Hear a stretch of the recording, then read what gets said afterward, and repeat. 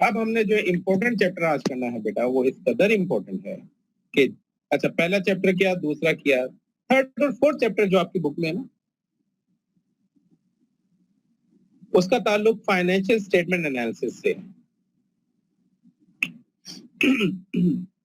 उसका ताल्लुक financial statement analysis से।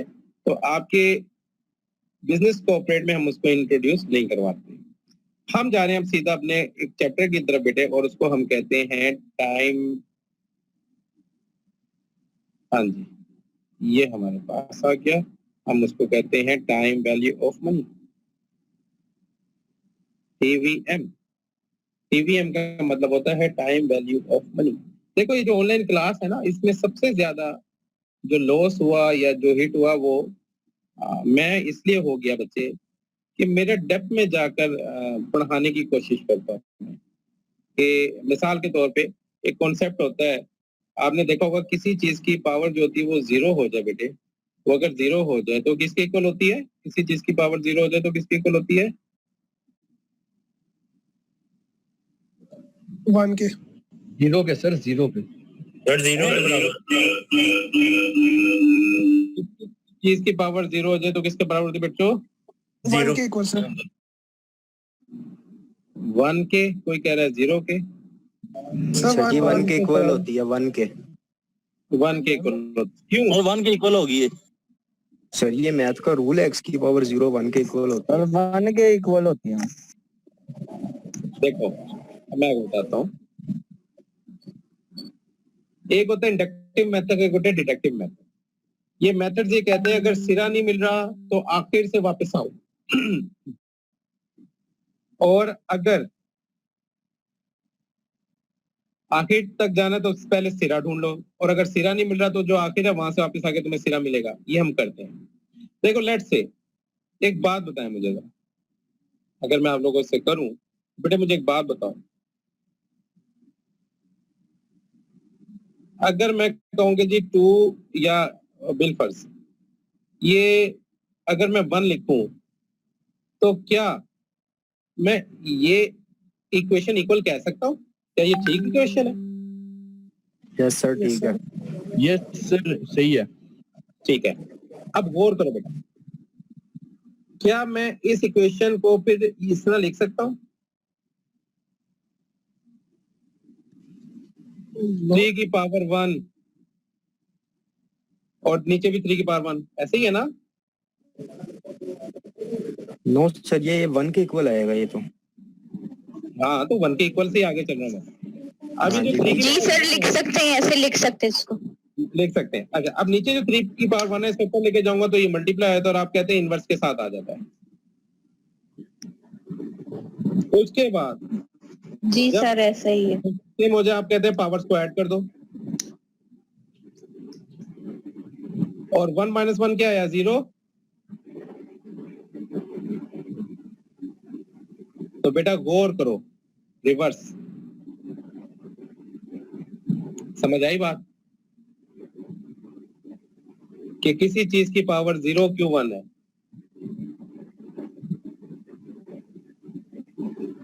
तो एक्चुअल में मेरे पढ़ाने का तरीका ये है, मेरा काम होता है फार्मूला डेरिवेशन की तरफ लेकर जाना, कि बच्चे को पता हो कि एक्चुअल में हो क्या रहा, तो ही वो चीज को समझता है, तो ही उसमें इंटरेस्ट पैदा होता है। जब तक चीज समझ ना आए उसमें इंटरेस्ट पैदा नहीं हो सकता। इसलिए लोग कहते हैं कि जी फाइनेंस बड़ा मुश्किल है। फाइनेंस मुश्किल नहीं होता बेटा, अगर फार्मूला डेरिवेशन सिखा दी जाए बच्चों का इंटरेस्ट डेवलप हो जाएगा। देखिए ना, एक चीज आपको आनी शुरू हो गई तो आपका इंटरेस्ट उस वक्त डेवलप हो जाएगा। तो अब आपको मेरी वो स्टेटमेंट समझ में आएगी कि इस ऑनलाइन क्लासेस ज्यादा हिट जो है वो मैं हो गया, क्योंकि मैं डेप्थ में जाकर पढ़ाने वाला बंदा हूं, कि बच्चे के जहन में कंफ्यूजन ना रहे। हमारे माशरे में कंफ्यूजन ही कंफ्यूजन फैलाई जाती है ना, मल्टीप्लाई की जाती है कंफ्यूजन। ऐसे ही है ना बच्चों?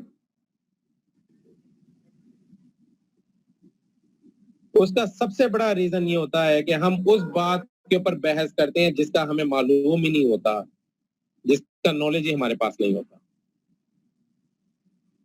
हम उसके ऊपर बहस करते हैं। नॉलेज होता है ऑलवेज पोस्ट एक्सपीरियंस। एक्सपीरियंस है उस बारे में तो बताएं, अगर आप जानते नहीं है तो क्यों बताते हैं?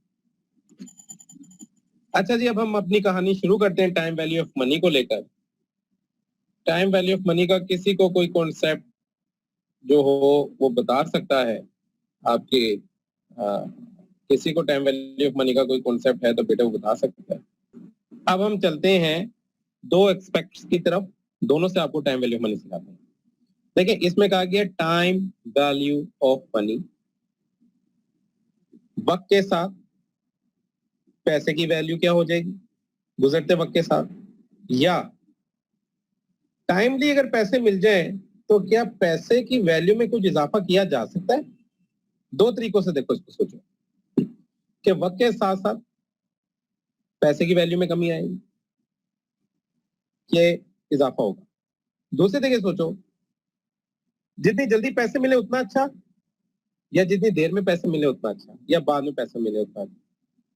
तो आपका जवाब ये होता है कि सर जितनी जल्दी पैसे मिल जाए उतना अच्छा। पैसे के पीछे तो ये कौम दीवानी है, तो उतना पैसा इनसे दूर भाग जाता है। चले वो अलग बात है, ये अलग ही कायदा कुलिया है, जिस चीज के भागे पीछे भागा जाएगा, शाय के पीछे भागने वाला जो भागता है शाय उससे दूर भाग जाती है, और जो शाय के पीछे नहीं भागता शाय उसके पीछे आ जाती है। अल्लाह का कायदा कुलिया। तो उसामा मलिक बोलो बेटा। जी अस्सलाम वालेकुम। वालेकुम सलाम। सर टाइम के साथ साथ जो मनी की वैल्यू ज्यादा नहीं होती? ज्यादा होती है, मतलब वैल्यू ज्यादा होती है मनी की। मैंने कहा ना दोनों एक्सपेक्ट्स हैं। हाँ अच्छा। ज्यादा भी होती है। बोलो बोलो बोलो शाह बोलो। जी जी जी, मतलब मैं यही कहना चाहता कि जैसे आप कहना पैसे के पीछे भागते हैं। जी, जैसे मतलब एक चीज हमने परचेजिंग पावर जो कंसेप्ट होता है, मतलब बाद में चीज महंगी हो जाती है, उसके अकॉर्डिंग मैं वो कहना चाह रहा हूँ। जब परचेजिंग पावर मेरे बच्चे, जब परचेजिंग पावर, अगर तो आपकी परचेजिंग पावर के पॉइंट ऑफ व्यू से देखना तो इसको हम इस तरह देखते हैं कि देखो आज आप चीज लेने जाते हो, ठीक है मेरे बेटा, वो जी, जी। आपको पता है नवाज शरीफ के दौर में चीनी कितने रुपए किलो थी? यही कोई सिर्फ 50-60 के अराउंड थी। हाँ इसके करीब ही थी। जी, अब 100 तक। स्क्रीन शेयर हुई है ना बेटे आपके साथ? जी जी जी सर, आ रही है बिल्कुल। हाँ इसके राउंड अबाउट ही थी। अच्छा आज जो चीनी है वो मेरे ख्याल है इसके राउंड अबाउट आ गई है।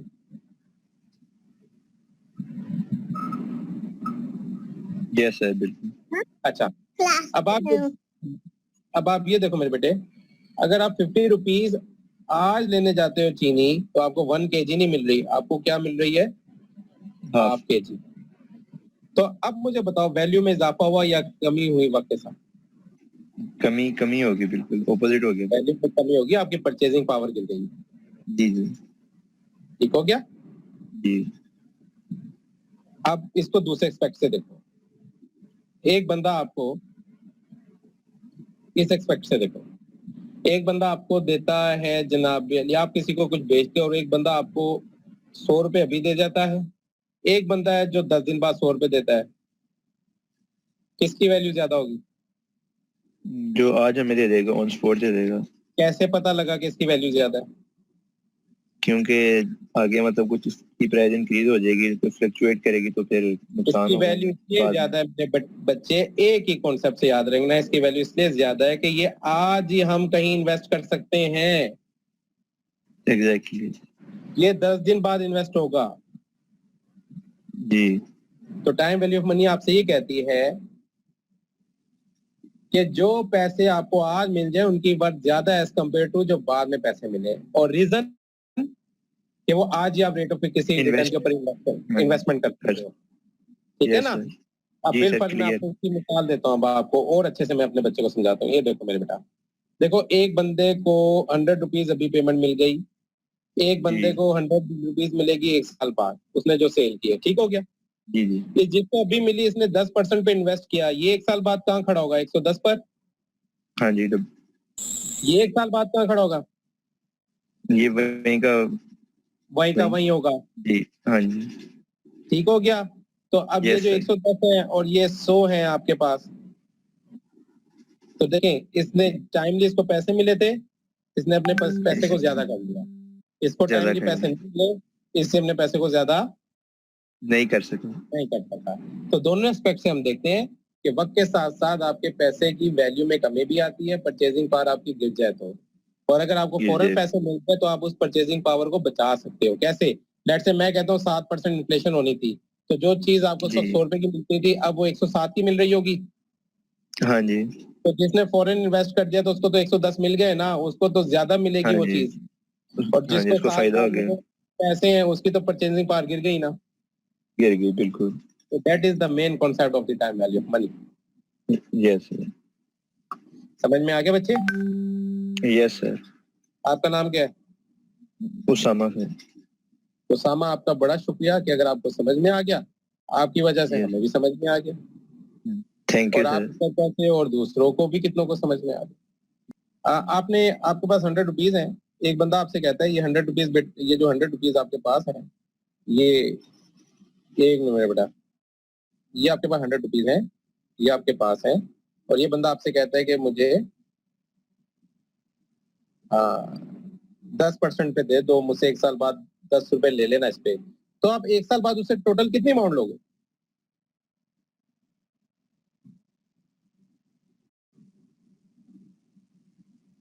बताओ।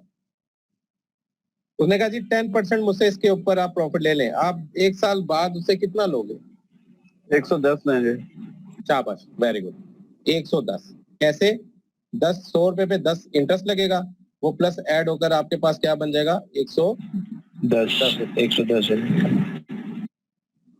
1 साल गुजर गया, 10 रुपए ले लिया, फिर दूसरे साल कितना लोगे? फिर 10 रुपया, 110 बन जाएगा ये। तीसरा साल गुजर गया, 10 रुपए इसमें से ले लिया, फिर ये 110 बन जाएगा। अगर मैं इसको 3 साल के लिए उसके पास छोड़ू तो फिर मेरे पास कितना बन जाएगा? अगर मैं इस 130 शाबाश। पहले साल अगर 10% पे हम इसको रख छोड़ते, 3 साल के लिए हम बाहर चले गए हैं 3 सालों के लिए, तो आपके पास कितना बन जाएगा बेटा? 10 रुपीज पहले साल, फिर अगले साल 10 रुपीज, फिर अगले 10, तो वो आपको टोटल कितना देगा जी? 130। ऐसे ही होगा ना? यस सर, ऐसे। अब आप एक बार गौर करो, आप आए बाहर से, तो अच्छा अब आप देखो हर बार 10 रुपीज आपको मिलता रहे। अगर मैं आपसे ये कहूँ कि 3 साल बाद आए और मैं आपसे पूछूंगा आपको इंटरेस्ट कितना मिला, तो आप कहोगे सर 30 रुपीज मिला, क्योंकि 130 टोटल बना, इसमें 100 तो आपकी है और 30 आपको इंटरेस्ट के तौर पर मिला। तो सिंपल इंटरेस्ट कैलकुलेट करने का जो फार्मूला होता है मेरे बच्चे, वो ये होता है, देखो आपने कहा जी 1 साल बाद मुझे 10 रुपए मिलेंगे, आपकी अमाउंट क्या थी? 100। आपने रेट ऑफ इंटरेस्ट क्या लगाया था? 10%। मल्टीप्लाई, आपने कहा 1 साल, तो आपके पास 10 रुपीज आ गया था। अगर मैं आपसे पूछूं बेटा 2 सालों का इंटरेस्ट कितना होगा, तो कोई बताएगा 2 सालों में इंटरेस्ट कितना मिलेगा? Sir 20 rupees. 20 रुपीज। तो इसका मतलब ये हुआ, अगर मैं गौर करना में बेटे, अगर मैं इसको 2 से मल्टीप्लाई कर दूं तो 20 बन जाएगा। जी बिल्कुल। अब ये जो 20 बना कैसे? तो इस 10 ने इस 2 को मल्टीप्लाई किया तो 20 बना। गौर करो बेटा ये 10 कैसे बना था? आपने कहा ये 10 बना था sir 100 into 10% multiply 1। Multiply by 1। तो अगर मैं इस 10 को, ये 10 जो बना बेसिकली ये 100 इंटू 10% करके बना हुआ ना, यस सर। और मैं इसको डायरेक्ट यहीं पे 2 से मल्टीप्लाई कर दूं तो क्या तब भी मेरे पास 20 आ रहा है? जी सर। तो इसका मतलब ये हुआ कि अगर हमें 10 सालों का भी कैलकुलेट करना पड़े तो हमें क्या करना चाहिए? हमें ये करना चाहिए कि हम इसमें करेंगे मेरे बेटे, हम ये करेंगे कि 100 इंटू फिर वही 10% और into multiply by 10। Multiply by 10। तो आंसर हमारे पास क्या आ जाएगा बेटा? 100 आ जाएगा। 100। तो इसका मतलब ये हम फार्मूला ड्राइव खुद कर सकते हैं। यहाँ पर देखो 100 क्या है? मेरी प्रिंसिपल अमाउंट जो मैंने आज जमा करवाई, rate of interest 10% into 10 years है, 10%। टाइम कह दो, तो हमारे पास ये फार्मूला इंटरेस्ट का formula. Simple yes interest. Sir. तो simple interest is equal to P into R into T. समझ आ गई बात बेटे? Yes sir. जी अब मैं, कुछ बच्चों ने रेज हैंड किया, मैं इनसे कुछ पूछ लूं। जी ज़ाहिरा बानो बेटा बोलो। अस्सलाम वालेकुम सर। सर गलती से हो गया होगा, मेरा क्वेश्चन अच्छा, नहीं मुझे समझ आ गया।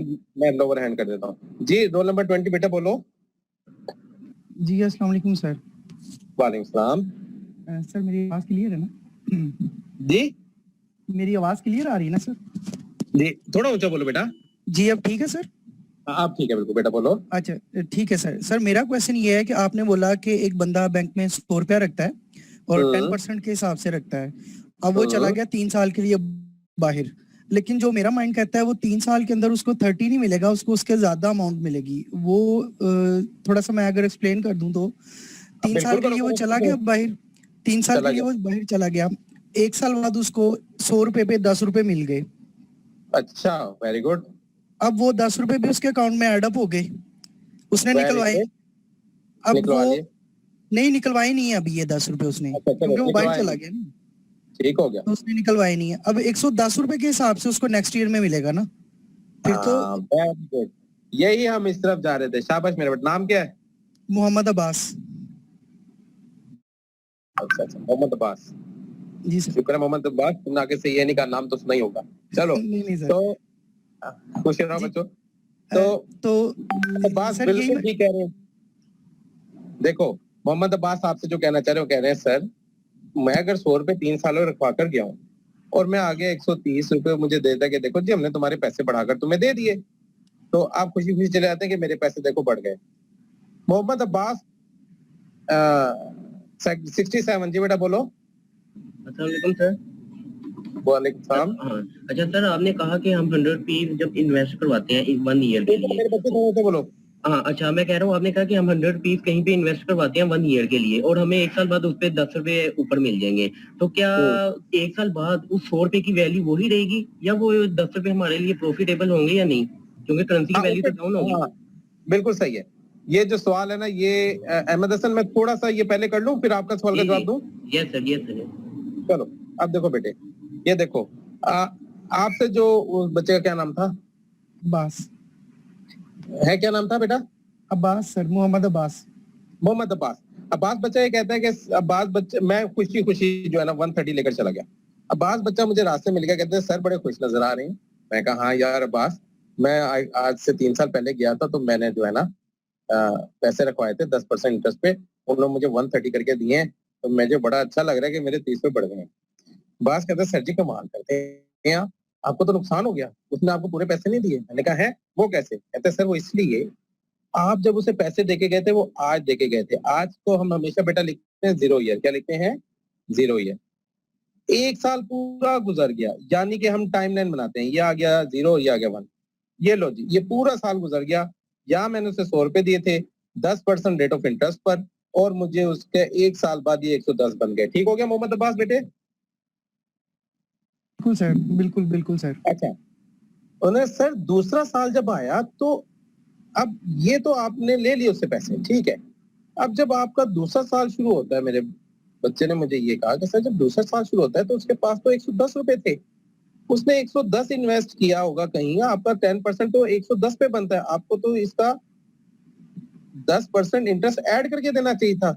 मैंने कहा वो कैसे? कहते सर ये देखें 1 साल बाद 110 पर इंटरेस्ट लगेगा तो वो कितना बनेगा? मैंने कहा जी वो बनेगा 10% हम इसका ले लेते हैं मेरे बच्चों, तो वो बन जाता है हमारा 11। और सर आपकी अमाउंट दूसरे साल कितनी हो गई थी? मैं कहा जी 110, तो 110 जमा 121। समझ आए बेटे? ये जी बिल्कुल सर, आ गई समझ सर। तीसरे साल पर आ जाओ।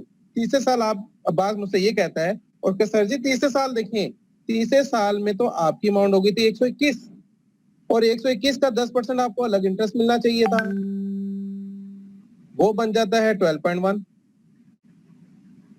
और 121 में ऐड करके उसे देना चाहिए था 121 जमा 12.1 मेरे बेटे, तो ये क्या बन गया हमारे पास?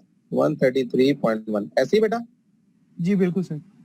तो आपकी अमाउंट तो बनती थी 133.1, तो ये जो 133.1 आपकी अमाउंट बनती थी, आपको उसने कितने दिए हैं? मैंने कहा यार मुझे तो उसने 130 दिए हैं। तो उसने कहा सर आपकी तो बनती थी 133.1, उसने आपको 3.1 रुपया कम दिया। मैं भागा भागा वापस उसके पास गया, ओए हमने मेरे साथ ये क्या गेम खेल लिया? मैंने तो पैसे निकलवाए नहीं बीच में, मेरा तो पहले।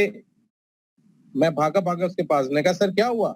मैं कहा भाई बात ये है जो समझने की है, मुझे एक बंदा सियाना मिल गया रास्ते में, उसने मुझे समझाया, तुमने तो मेरे साथ फ्रॉड करने की कोशिश की है, तो अल्लाह ने मुझे बचा लिया, पता नहीं कौन से नेक कमाल काम आ गए। तो बेटे मैंने उसे समझाया, मैंने कहा देखो ये हम देखो, ये 0, सॉरी 1 मिनट बेटा मेरे, ये इधर आ गया, ये आ गया 0, और ये आ गया मेरे बच्चे 1, ये आ गया मेरे बच्चे 2, और ये आ गया 3। ये समझ में आया कि मैंने क्या बनाया? जी बिल्कुल, एनुअल इसको कर दिया है 3 साल ये के लिए, टाइमलाइन बना दी मैंने। टाइमलाइन बना दी। 0 का मतलब आज मैंने तुम्हें पैसे दिए थे तो वो 100 के थे, लेकिन 1 साल बाद जब इस पर इंटरेस्ट लगा तो वो 110 बन गए थे। उस पर इंटरेस्ट लगा तो ये 121 बन गया था, और ये उस पर इंटरेस्ट लगा तो 133.1 बन गया था। उसने कहा हाँ सर, ये तो मेरे जहन में ही नहीं रहा, ओहो मेरे से गलती हो गई, ये ले जी अपने आप बाकी पैसे पकड़े। ये जो सारा आपने देखा बेटा, ये जो सारा बना है, ये कैसे बना? देखो 100 था, 100 के प्लस 100 का 10%, ऐसे ही बना बच्चों। जी बिल्कुल।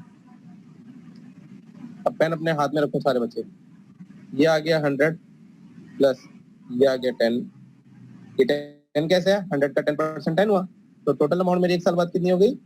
110। 110। समझ में आ गया मेरे बच्चे? जी जी बिल्कुल सर। दूसरे साल क्या होगा मेरे बेटा? दूसरे साल हुआ होगा 110 प्लस 110 का ही 10%, ऐसे में बच्चे? जी बिल्कुल। तो ये आ गया 110 प्लस 11 आ गया बेटा। जी जी। इसको ऐड कर दो तो ये बन जाएगा 1 to 1। अब सवाल ये पैदा होता है, एक बंदा 20 सालों के लिए रखवा गया, क्या हम स्टेप वाइज इसी तरह करते रहेंगे सारी में? कोई फार्मूला तो होना चाहिए ना? जी बिल्कुल सर, फार्मूला होना चाहिए। यस सर, इसके लिए जनरल फार्मूला यूज होता है। क्या होता है मेरा बच्चा? बोल जल्दी से, मेरे बच्चे बोलो। सर मेरे ख्याल से जो टाइम है, टाइम इज इंक्रीजिंग, तो उसके ऊपर एन आएगा मेरे ख्याल से, और प्रॉफिट तो हर साल सेम है, और अमाउंट भी चेंज होती जाएगी हर फॉर्मूले में। तो हमने ये कहा, बेटा आपका नाम क्या है? मेरा नाम जहरा है सर, जहरा बानो। ठीक है जहरा बच्चे, और हमने जो है बाहर से और अपने बाकी बच्चों से हमने कहा यार कोई आसान रास्ता ढूंढो यार। हमने कहा है चलो आसान रास्ता ढूंढते हैं। हमने कहा भाई हाँ जी, कंपाउंड इंटरेस्ट का फार्मूला लगेगा। रोमान बिल्कुल ठीक है मेरे बेटा। हमने कहा यार कोई आसान सा रास्ता ना ढूंढे। हमने कहा हाँ आसान रास्ता ढूंढे। हमने कहा यार पहले साल कहानी क्या हुई? हमने कहा पहले साल कहानी हुई कि 100 इंटू कह रहा हूँ ये प्लस 100 इंटू 10%, तो मेरे बच्चे क्या बन गया?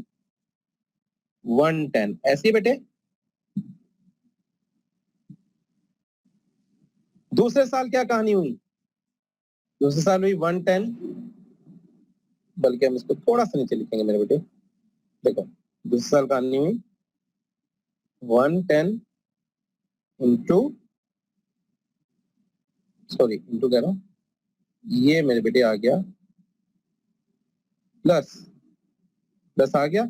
यहाँ पे हम लिख देंगे 110 का 10%। तो हमारे पास आंसर क्या आ जाएगा बेटा? 110 plus 11 is equal to 1 to 1। समझ आ गई बेटे? जी सर। बच्चे यहाँ तक समझ आ गई? जी जी सर, आ गई सर, बिल्कुल। अब गौर करना जो मैं करने जा रहा हूं। इसका मतलब ये हुआ कि सर 1 to 1 इक्वल है 110 प्लस 110 का ही 10%। ऐसे ही बेटा? बिल्कुल सर।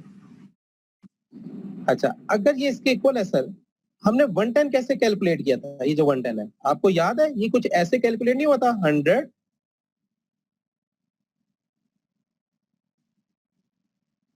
प्लस 100 का 10%, ऐसे नहीं हुआ था मेरे बच्चे? बिल्कुल। ये जो 110 बना हुआ है जी जी सर, ऐसे ही है ऐसे कैलकुलेट हुआ था ना सर। तो 110 की जगह क्या मैं 110 की जगह बेटा ये लिख सकता हूँ? एक मिनट, अगर ये डिस्कनेक्ट हो जाए ना तो उसी से दोबारा लॉगिन होना है, ठीक है। ये देखो अब 110 की जगह हम लिख लेंगे 100 प्लस 100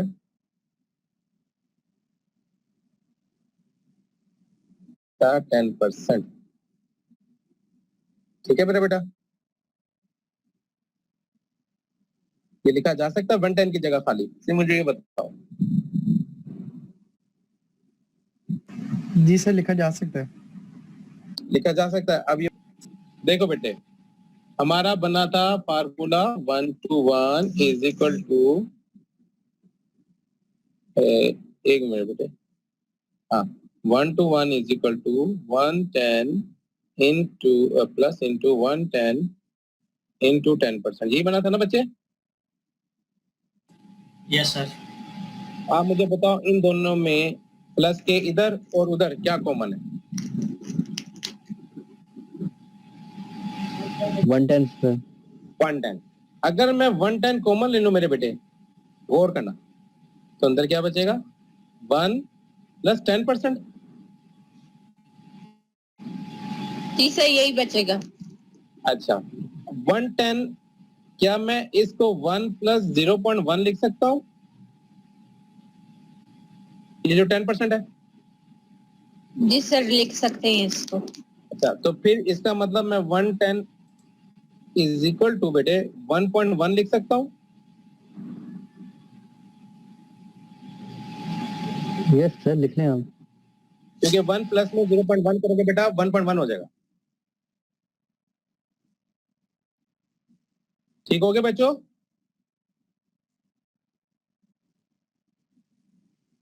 समझ में आ गई बात ये? Yes sir. इसको लिख सर लो हम जल्दी। समझ रहे हैं। इसको लिख लो जल्दी से। लिख लिया? सर मुझे इसकी समझ नहीं आई, काइंडली रिपीट करते हैं इसको। मैं रिपीट कर देता हूँ बेटा, इसको थोड़ा साफ करके लिखते हैं। एक मिनट ठहरो, अपने बच्चे को भी रिपीट कर देते हैं। मुझे पता है कुछ बच्चे यहाँ पर होंगे जो बीकॉम में बड़ा शार्प पढ़कर आए होंगे या आगे पढ़ाते भी होंगे, लेकिन कुछ बच्चे ऐसे हैं कि जो पढ़कर बेशक आए हैं, उनके गैप होते हैं पढ़ाई के दौरान, पढ़ाई में गैप आ जाते हैं बच्चों। 10 साल पहले बीकॉम किया था, है 9-10 साल पहले बीकॉम किया, भूल गया सब कुछ। वही कह रहा हूँ ना मेरे बच्चे, कि वो गैप आ जाता है, कोई जॉब की तरफ चला जाता है, किसी का कोई इश्यू क्रिएट होता है, कोई बीमार हो जाता है, तो हमने ये ज्यूम करके चलना है कि हम इस बार ऐसा पढ़ेंगे कि अब दोबारा ना पढ़ने की जरूरत पड़े। समझ आ गई? अच्छा चलो अच्छा बेटा, ये देखो मेरे बच्चों, हमने कहा जी कि हमारा ये 110 में दोनों कॉमन था 110। जब प्लस साइन हो ना तो हम कॉमन निकालते हैं। देखो प्लस के इधर 110 है, प्लस के उधर 110 है, तो दोनों में कॉमन है 110। ये तो समझ में आ गया? जी सर। आगे अच्छा, अब 110 जब कॉमन निकालोगे ना मेरे बेटे, हमारे पास 110 कॉमन निकलेगा तो ये 1 रह जाएगा। क्यों? 110 1 जा 110, वो 110 दोबारा आ जाएगा प्लस। इसी तरह 110 1 जा और मल्टीप्लाई 10% एज इट इज आ जाएगा। ये समझ में आती बात? बिल्कुल सर, आप समझ आए। आगे समझ में आते? अब 110 इंटू 1 प्लस, अब 1 को 10% से मल्टीप्लाई करोगे तो क्या आ जाएगा? 10% वापस आ जाएगा ना मेरे बेटा। 1 इंटू 10%, 10% ही रहेगा। जी सर ऐसी ना मेरे बच्चे? बिल्कुल सर। अच्छा अब ये याद रखना, ये देखो ये क्वेश्चन बन गई 110 इंटू 1 प्लस 10%। आप लोग ये याद रखना। अच्छा आपको पता है ये 110 कैसे बना था? अगर आप याद करो तो ये 110, ये जो खाली 110 है, ये वाला, अभी बा बेटे आवाज नहीं, ये जो 110 है खाली, ये कैसे बना था? अगर आपको याद हो 100 भाई मैं नहीं याद आया आपको? ये जो 110 है एग्जैक्टली ये बना था 100 इंटू, अब इन दोनों में क्या कॉमन है? देखो बेटा 100 कॉमन है ना, ये सर कॉमन है। तो अंदर क्या रह जाएगा फिर वही 1 + 10%, ऐसे ही हो जाएगा ना मेरे बेटा। अच्छा अब ये जो आपके पास इक्वेशन बन गई मेरे बच्चों, ये देखो 100 × 1 + 10% ये इक्वल है 110 के। तो अगर मैं इस इक्वेशन को इधर ले आऊं, ये मैं आपके पास आ रहा हूं मेरे बच्चे, एक मिनट। हमने कहा था कि जी हमारा 1 to 1 बराबर है 110 × 110 × 10। ये बात थी हमारी। और फिर हमने इस इक्वेशन को मजीद जो हमने किया, तो हमने बनाई इक्वेशन क्या, वो बनाई हमने तो ये वाला जो होता है वो ये है, ऐसे ही बेटे। बिल्कुल वैसे ही। अच्छा, अब मैं क्या 110 की जगह ये इक्वेशन पुट कर सकता हूँ इस 110 की जगह? जी सर कर सकते हैं। कर सकते हैं। तो इस 110 की जगह अब इक्वेशन पुट करो हाँ जरा, 100 × 1 + 10%, ये 110 की जगह आ गया। और आगे आपके पास क्या है, फिर इंटू 1 + 10% ब्रैकेट। तो अगर ये बन गया, तो आप एक बात गौर करो मेरे बेटे, ये क्या है 100 जो आपकी प्रिंसिपल अमाउंट, 1 प्लस ये क्या है रेट ऑफ इंटरेस्ट, इसके बाद फिर 1 प्लस ये क्या है रेट ऑफ इंटरेस्ट। तो क्या ये दोनों एक जैसे हैं? इनको मैं लिख सकता हूँ बेटा 1 + r की पावर स्क्वायर, यस सर लिखा जा सकता है ना मेरे बच्चे? लिख सकते हैं। लिखा जा सकता है। अब हम क्या करेंगे, अब हम ये करेंगे मेरे बेटे, इस फार्मूले के तहत पुट करके देखेंगे क्या डायरेक्ट हमारे पास 121 आता है। तो हम देखते हैं 2 साल बाद वाली कहानी।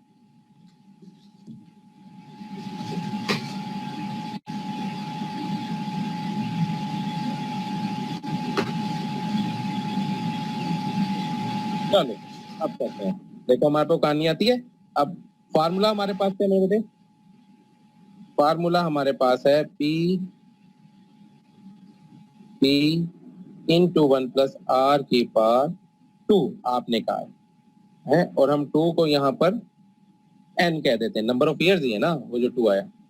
यस प्रिंसिपल अमाउंट आ गया 100 आ गया बेटा, 1 प्लस रेट ऑफ इंटरेस्ट क्या है 10%, 10%। पावर ले लो 2। आंसर देखो क्या 1 to 1 आता है डायरेक्ट, यानी ये बन जाएगा 100 × 1 प्लस ये 10% को हम 0.1 लिख सकते हैं, यस सर लिख सकते हैं। ऊपर पावर आपकी 2 ही रहेगी। उसके बाद बेटे 100 × ये 1 में प्लस कर दो 1 0.1, क्या इसे हम 1.1 लिख सकते हैं? लिख सकते हैं, स्क्वायर आ गया। अब मुझे मल्टीप्लाई करके बताओ आंसर क्या आया। सर 121 ही आंसर आता है। आ गया जी 121। जी सर। तो देखो बेटा, हमने आपसे कहा था आपको फार्मूला डेरिवेशन सिखाई जाएगी, तो आपको पता लगेगा बैक हैंड पे क्या होता है।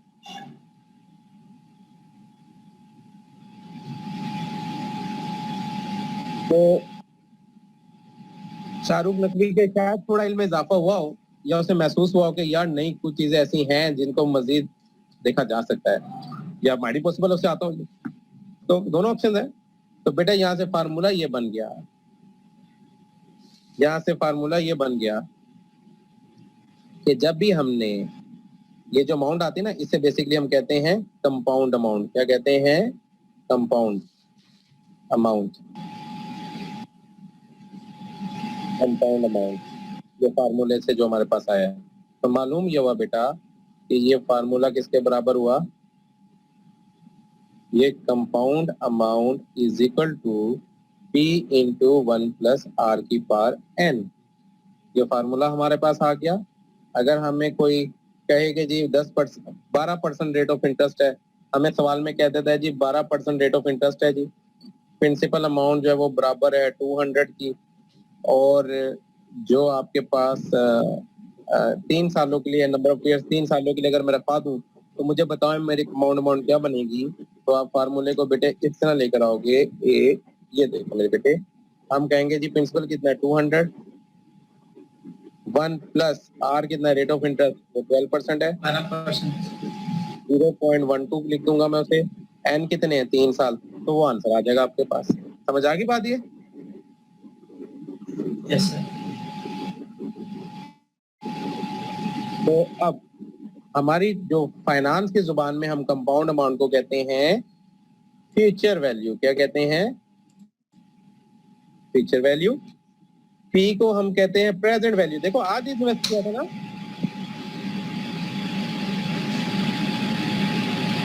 और बाकी फार्मूला वैसे रहता है 1 प्लस आर की पावर एन, और इसे कहते हैं, इस फार्मूले का नाम है फ्यूचर वैल्यू।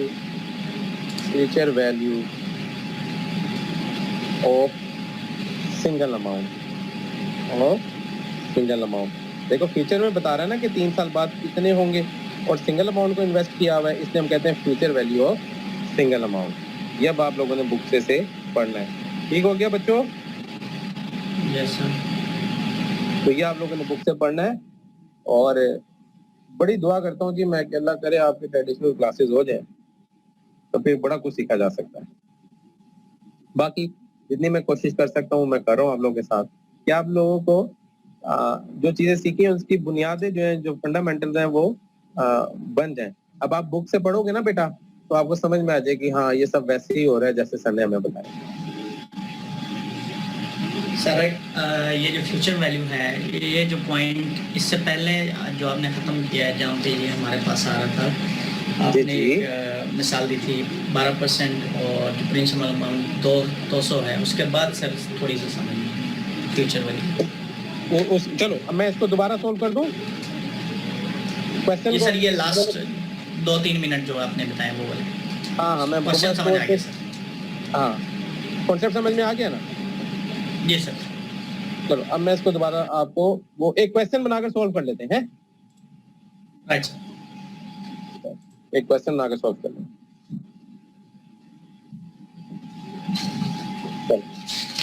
ये देखो मेरे बेटे, हमें वो कहता है जी आपकी जो प्रेजेंट वैल्यू है, लेट से आपके पास वो 100 रुपीज है। रेट ऑफ इंटरेस्ट आर आपसे कहता है जनाब पहले ये 10% इन्वेस्ट करना है, और कितने के सालों के लिए करना है? कहता है जी आपके पास जो एन है, एन का मतलब number of years, number of years 10 साल। इसमें असम्पशन ये ली जा रही है कि हम री इन्वेस्ट करेंगे, हम 4 साल बाद ही निकलवाएंगे टोटल अमाउंट, बीच में नहीं कहीं निकलवानी। बीच में अगर इंटरेस्ट निकलवाओगे तो ये फार्मूला फेल हो जाएगा। तो इसे कहते हैं री इन्वेस्टमेंट असम्पशन। अब बेटा ये देखो इसका फार्मूला हमने कहा, उसने कहा जी 4 साल बाद बताओ, हाँ जरा कितनी, 10 साल बाद बताओ जरा कितने रकम होगी। हमने कहा हमारे पास फार्मूला मौजूद है जी, इतना गुस्से में आने वाली क्या बात है। Future value into present value 1 plus r into n. ठीक है बेटे? प्रेजेंट वैल्यू देखो 100, 1 प्लस रेट ऑफ इंटरेस्ट कितना है 10%, एन कितने बेटे? एन है हमारे पास 10 साल। 10 साल आ गए। अब देखो बेटा ये आ जाएगा 100। अब हम क्या करते हैं कि ये 1 प्लस, ये तो मैं आपको भी छोटा करके कह रहा हूँ, ये अब देखो 10% 0.1 के इक्वल होता है, ऐसे ही है। Yes sir. तो 10% अगर 0.1 के इक्वल है तो 1 में जब ऐड हो जाएगा तो 1.1 बन जाएगा। Right sir. और एन कितने हैं? 10। तो जो आंसर है यानी कि 1.1 की पावर आप 10 लो, फिर 100 से मल्टीप्लाई कर दो।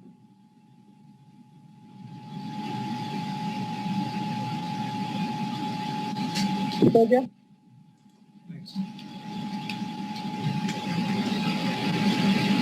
समझ आ गई बेटे? Yes sir. चलो जी, थैंक यू वेरी मच जी, आप लोगों का बहुत बहुत शुक्रिया।